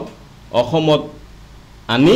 তেওঁলোকে ভোটৰ স্বাৰ্থত সমষ্টিয়ে চৰকাৰী ভূমিত তেওঁলোকে বহাৰ কাৰণে সুবিধা কৰি দিলে, যাৰ কাৰণে আজি জাতিটো সংকটত। আৰু এই সংকট মোচন কৰাৰ কাৰণে আজি অসমৰ ৰাইজে ভাৰতীয় জনতা পাৰ্টীক দায়িত্ব অৰ্পণ কৰিছে। আৰু কংগ্ৰেছে ইমান বছৰে যি কৰিব নোৱাৰা কাম, যি অন্যায় কৰিলে, সেই অন্যায়ৰ সুবিচাৰ আজি ভাৰতীয় জনতা পাৰ্টীৰ মিত্ৰজোঁটৰ চৰকাৰে ৰাইজক দিবলৈ সক্ষম হৈছে। তাৰ প্ৰথম উদাহৰণ এই যে অসমত উচ্ছেদবিলাক চলি আছে, এই উচ্ছেদবিলাকক আজি বিৰোধীৰ সমৰ্থন কৰা ৰাইজেও কিন্তু এই উচ্ছেদক সমৰ্থন কৰিছে। কিয় কৰিছে? যে জাতিৰ ভৱিষ্যতৰ কাৰণে মাটি সুৰক্ষিত কৰাৰ প্ৰয়োজন আছে। এই মাটিবিলাক যিবিলাক চৰকাৰী ভূমি, এই চৰকাৰী ভূমিবিলাক সন্দেহযুক্ত নাগৰিকে দখল কৰিছে, আৰু সেই দখল কৰা ঘটনাটো কোনো এজন মুখ্যমন্ত্ৰীয়ে অসমৰ ৰাইজক পৰিস্ফুটভাৱে দেখুৱাবলৈ সক্ষম নহ'ল। কোনো এজন মুখ্যমন্ত্ৰীৰ সক্ষম নহ'ল, সাহস নহ'ল যে অসমত এনেকুৱা ধৰণৰ ভূমি বেদখল হৈছে। কিন্তু একমাত্ৰ ডক্টৰ হিমন্ত বিশ্ব শৰ্মা ডাঙৰীয়াই 5টা বছৰৰ ভিতৰত অসমৰ এতিয়ালৈকে প্ৰায় 1.5 লাখ বিঘা মাটি বেদখলমুক্ত কৰিবলৈ সক্ষম হৈছে। আৰু আজি অসমৰ ৰাইজে তাৰ কাৰণে মাননীয় মুখ্যমন্ত্ৰী ডাঙৰীয়াক ধন্যবাদ জনাইছে, কৃতজ্ঞতা জনাইছে, আশীৰ্বাদ দিছে যে বহু অসমৰ মানুহে ৰাজনীতিৰ কথা নাজানে, কেৱল দৈনন্দিন জীৱনৰ কামখিনি কৰিব লাগে, জীৱন অতিবাহিত কৰিব লাগে। ৰাজনৈতিক ক্ষেত্ৰখনত এই ধৰণৰ কথাবিলাক খবৰ ৰখা প্ৰতিটো পৰিয়ালত খুব বেছি 1জন বা 2জন মানুহ থাকে, যদি 7জনীয়া পৰিয়াল, 5জনীয়া পৰিয়াল। তো ইমানখিনি কথা আজি অসমৰ মুখ্যমন্ত্ৰী মহোদয়ে অসমৰ মানুহক সংবাদ মাধ্যমৰ জৰিয়তে, আপোনালোকৰ জৰিয়তে দেখুৱাই দিবলৈ সাহস কৰিছে। আৰু তেখেতে কৈছে যে আমি ভোটৰ ৰাজনীতি কৰা নাই। যদি উচ্ছেদৰ কাৰণে কোনোবাই ভোট নিদিয়ে, ভাৰতীয় জনতা পাৰ্টীয়ে এই ভোটৰ কাৰণে কেতিয়াও তেওঁলোকৰ ওচৰত নাযায়। ভৱিষ্যতে আপুনি বিধানসভাৰ ইলেকশ্যন খেলিবলৈ মন আছেনে? ৰাজনীতি কৰা মানুহৰ মই আপুনি যদি কয় যে মন নাই বুলি ক'লে কি হ'ব মই কৈছোঁৱেই যে মই কেতিয়াও কোনো নেতৃত্বৰ ওচৰত নকওঁ যে মই বিধানসভাৰ নিৰ্বাচন খেলিম মই আজি আপোনালোকক ক'লোঁ যে দলীয় নেতৃত্বই যদি মোক কিবা দায়িত্ব অৰ্পণ কৰিম বা মই যোগ্য বুলি ভাবি যদি দায়িত্ব অৰ্পণ কৰে মই যিকোনো দায়িত্ব পালন কৰাৰ কাৰণে সদায় প্ৰস্তুত আছোঁ ভাৰতীয় জনতা পাৰ্টিৰ কাৰণে আৰু মই কেতিয়াও নিৰ্বাচন কেন্দ্ৰিক টিকট বিচাৰি কোনো শীৰ্ষ নেতৃত্বক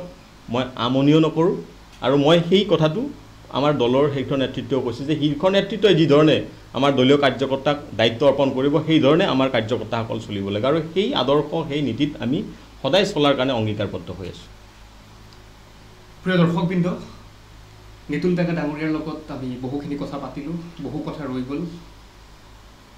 আমি আগলৈও তেখেতক আমাৰ এই মঞ্চত বিচাৰিম তেতিয়া আকৌ কথা পাতিম আহি এই অনুষ্ঠান শেষৰ ফালে আমি গতি কৰিছোঁ সবশেষত নিতুল ডেকা ডাঙৰীয়াৰ লগত তেখেতৰ পৰা এটা শেষ প্ৰশ্ন জানিব বিচাৰিছোঁ ডেকা ডাঙৰীয়া ২৬ৰ নিৰ্বাচন সমাগত বহু ভোটাৰে প্ৰথমবাৰৰ কাৰণে ভোট দিব সেই ভোটাৰসকলক আপুনি কি উপদেশ দিব তেওঁলোকে দল চাই ভোট দিব নে প্ৰাৰ্থীজন চাই ভোট দিয়া উচিত মই নতুন ভোটাৰসকলক সুন্দৰ প্ৰশ্ন যে মই নতুন ভোটাৰসকলক এটাই আহ্বান জনাইছোঁ যে আগৰ সময়ত আমাৰ মানুহে যুৱ প্ৰজন্মক কৈছিল যে ৰাজনীতিৰ পথাৰত যাব নালাগে ৰাজনীতিটো লেতেৰা ৰাজনীতিৰ পথাৰত গ'লে মানুহ বেয়া হয় এইটো ধাৰণা আছিল আজিৰ পৰা প্ৰায় 10 বছৰ আগত ধাৰণা এটা আছিল অসমৰ মানুহৰ ভাৰতবৰ্ষৰ মানুহৰ ৰাজনৈতিক ক্ষেত্ৰখনত কোনো যুৱ প্ৰজন্মক অহাৰ কাৰণে মানুহে উৎসাহিত নকৰে আজি আমি তেওঁলোকক আহ্বান জনাইছোঁ যে যুৱ প্ৰজন্ম যদি ৰাজনীতিৰ লগত জড়িত নহয় তেতিয়াহ'লে জাতি মাটি ভেটি ৰক্ষা কৰাটো সম্ভৱ নহয় নতুন চিন্তাৰ প্ৰয়োজন আছে আমি নতুন চিন্তাৰে কেনেকৈ অসমখনক কেনেকৈ ভাৰতবৰ্ষখনক আগুৱাই নিব পাৰিম এই চিন্তাখিনি নৱ প্ৰজন্মহে কৰিব পাৰিব আৰু মই নৱ প্ৰজন্মক আহ্বান জনাইছোঁ ইয়াত কোনেও আমি যেনেকৈ ভাৰতীয় জনতা পাৰ্টিৰ কাৰ্যকৰ্তা হিচাপে যি দায়বদ্ধতাৰে দেশৰ কাৰণে জাতিৰ কাৰণে মাটিৰ কাৰণে ভাৰতীয় জনতা পাৰ্টিৰ নীতি আদৰ্শত কাম কৰিছোঁ কোনোবা যুৱ প্ৰজন্মই এই কথাটো ক'ব পাৰে যে আমাৰ ৰাজনীতিৰ লগত কোনো সম্পৰ্ক নাই আমি লিখা পঢ়া কৰিছোঁ আমি চাকৰি ল'ম আমি সুখে শান্তিৰে থাকিম মই সেইসকলক এটা কথাই ক'ব বিচাৰিছোঁ যে আজি 10 বছৰ আগতো তোমালোকৰ নিচিনা তেনেকুৱা বহু যুৱ প্ৰজন্মই 20 বছৰ আগত যুৱ প্ৰজন্মই লিখা পঢ়া কৰিছিল মেট্ৰিক পাছ কৰিছিল MA পাছ কৰিছিল BA পাছ কৰিছিল হয়নে বহুতে ইউনিভাৰ্চিটিৰ পৰা মাষ্টাৰ PhD কৰিছিল সেইসকলৰ এবাৰ অতীতবিলাক আমি চোৱাৰ প্ৰয়োজন আছে আজিৰ পৰা 20 বছৰ আগত MA পাছ কৰা বহু মানুহ সেই সময়ত যুৱক আছিল তেওঁলোকে গুৱাহাটীত গৈ পাণ দোকান দিবলগীয়া হৈছে গুৱাহাটীত ৰিক্সা চলাবলগীয়া হৈছিল বহু কথা আমি সংবাদ মাধ্যমত পাইছিলোঁ সেই সময়ত কিয় হৈছিল মেধাৰ ভিত্তিত চৰকাৰী ব্যৱস্থাৰ মাজেৰে চাকৰি দিয়া নাছিল কাৰণে সেই মেধাসম্পন্ন ছাত্ৰ ছাত্ৰীসকলে ৰিক্সা চলাবলগীয়া হৈছিল মই কৈছোঁ যে ভাৰতীয় জনতা পাৰ্টিৰ নেতৃত্বত চলা চৰকাৰৰ সময়ত মেধাসম্পন্ন সকলো যুৱক যুৱতীয়ে মেধাৰ ভিত্তিত চাকৰি পাবলৈ সক্ষম হৈছে আৰু যদি তোমালোকে ভাবা যে এখন এনেকুৱা চৰকাৰৰ প্ৰয়োজন হয় তেতিয়াহ'লে ৰাজনীতিৰ পথাৰত আহিব লাগিব আৰু ৰাজনীতিৰ পথাৰত অহাৰ কাৰণে মই আহ্বান জনাইছোঁ আৰু প্ৰথম চইচ তোমালোকক মই অনুৰোধ কৰিছোঁ কাৰণ মই ভাৰতীয় জনতা পাৰ্টিৰ এগৰাকী সাধাৰণ কাৰ্যকৰ্তা অসমৰ প্ৰতিগৰাকী নৱ প্ৰজন্মই ভাৰতীয় জনতা পাৰ্টিক সমৰ্থন কৰিব লাগে আৰু ভাৰতীয় জনতা পাৰ্টিৰ নীতি আদৰ্শত তোমালোকে একাত্ম হ'ব লাগে আৰু তেতিয়াহে আমাৰ আজিৰ যুৱ প্ৰজন্মই এখন শক্তিশালী অসম এখন শক্তিশালী এটা অসমীয়া জাতি সুৰক্ষা কৰাৰ কাৰণে এটা প্লেটফৰ্ম পাব অন্যথা কোনো ৰাজনৈতিক দলত তেনেকুৱা চিন্তাই নাই যে অসমীয়া জাতিটোৰ কাৰণে কিবা চিন্তা কৰিব লাগে অসমীয়া মানুহখিনিৰ কাৰণে খিলঞ্জীয়া মানুহখিনিৰ কাৰণে কিবা চিন্তা কৰিব লাগে তেনেকুৱা কোনো লক্ষ্য অন্য ৰাজনৈতিক দলত নাই কেৱল মাত্ৰ ভাৰতীয় জনতা পাৰ্টিৰ দলতহে ভাৰতীয় জনতা পাৰ্টিৰ নীতি আদৰ্শতে এই কথাখিনি পাব মই সেইকাৰণে যুৱ প্ৰজন্মক ভাৰতীয় জনতা পাৰ্টিৰ পক্ষত সমৰ্থন আগবঢ়াৰ কাৰণে আৰু ৰাজনীতি যদি কৰাৰ ইচ্ছা আছে ভাৰতীয় ৰাজনৈতিক দলত ভাৰতীয় জনতা পাৰ্টিৰ দলত যোগদান কৰাৰ কাৰণে মই আহ্বান জনাইছোঁ আৰু এটা সৰু কথা মই ইয়াৰ মাজত উনুকিয়াই দিছোঁ যে আমাৰ নলবাৰী জিলাখনৰ ভিতৰত নলবাৰী চহৰখন নলবাৰী সদৰ সমষ্টিত আছে মই আজিৰ পৰা প্ৰায় এবছৰ 9 মাহ আগত এটা পোষ্ট কৰিছিলোঁ ফেচবুক পোষ্টত বহুতে নলবাৰী সদৰ সমষ্টিটোৰ নলবাৰী চহৰখনক লৈ বহুতে ঠাট্টা মস্কৰা কৰিছিল বিৰোধীসকলে মই এই কথাটো আজিৰ আপোনালোকৰ এই সংবাদ মাধ্যমৰ জৰিয়তে ক'ব বিচাৰিছোঁ অসমৰ ৰাইজক যে নলবাৰী সদৰ সমষ্টিৰ অন্তৰ্গত নলবাৰী চহৰখনে এটা নতুন ৰূপ পাবলৈ সক্ষম হৈছে অসমৰ সকলো মানুহে এবাৰ নলবাৰীলৈ আহক নলবাৰীৰ কি উন্নয়ন হৈছে এবাৰ চাই যোৱাৰ কাৰণে মই আজিৰ এই অনুষ্ঠানৰ জৰিয়তে আহ্বান জনাইছোঁ আৰু এই নলবাৰীৰ চহৰখন যেহেতু নলবাৰী সদৰ সমষ্টিৰ অন্তৰ্গত পৰে নলবাৰী সদৰ সমষ্টিৰ মাননীয় বিধায়ক তথা অসম চৰকাৰৰ কেবিনেট মন্ত্ৰী শ্ৰদ্ধেয় জয়ন্ত মল্ল বৰুৱা ডাঙৰীয়াৰ বলিষ্ঠ নেতৃত্বত আৰু আমাৰ অসমৰ মাননীয় মুখ্যমন্ত্ৰী ডক্টৰ হিমন্ত বিশ্ব শৰ্মা ডাঙৰীয়াৰ আশীৰ্বাদ তথা প্ৰেৰণাৰে যি ধৰণে নিৰ্মাণ আৰম্ভ কৰিছে মই ভাবোঁ অহা আৰু মাত্ৰ এটা বছৰ সম্পূৰ্ণ হোৱাৰ পিছত নলবাৰী সদৰ সমষ্টিৰ নলবাৰী চহৰে এটা নতুন ৰূপ পূৰ্ণাংগ নতুন ৰূপ পাবলৈ সক্ষম হ'ব মই অসমৰ ৰাইজক আহ্বান জনাইছোঁ যে নলবাৰী চহৰখন এবাৰ আপোনালোকে এক বছৰৰ পিছত আহিলে পূৰ্ণাংগ এটা ৰূপ পাব আৰু এতিয়া আমি নলবাৰী সমষ্টিবাসী নলবাৰী জিলাবাসী ৰাইজ অতি সন্তুষ্টি আমি লাভ কৰিছোঁ যে যিখন নলবাৰী চহৰত এজাক বৰষুণ আহিলেই আমি যাব পৰা এটা অৱস্থা নাছিল আজি কিমান অৰে 2-3 দিন বৰষুণ মাৰি থকাৰ পিছতো আজি নলবাৰী চহৰত পানী নাই আৰু সেই কথাটো অসমৰ ৰাইজে জানিব লাগে আৰু এইখিনিও যে এটা আমাৰ উন্নয়ন ভাৰতীয় জনতা পাৰ্টি চৰকাৰৰ দিনত হোৱা উন্নয়নৰ উদাহৰণ এই কথাটো আমি এই সংবাদ মাধ্যমৰ মাজতে আমি অসমৰ ৰাইজক জনাবলৈ বিচাৰিছোঁ ধন্যবাদ আমি নিতুল ডেকা ডাঙৰীয়াক আজিৰ অনুষ্ঠানত উপস্থিত থকাৰ বাবে ধন্যবাদ জ্ঞাপন কৰিছোঁ অসম 360 প্ৰতিগৰাকী দৰ্শকক আজিৰ অনুষ্ঠান আলোকপথ চাই থকাৰ বাবে ধন্যবাদ জনাই আজিৰ অনুষ্ঠান ইমানতে সামৰণি পেলাই আকৌ লগ কৰাৰ আশাৰে বিদায় মাগিছোঁ ধন্যবাদ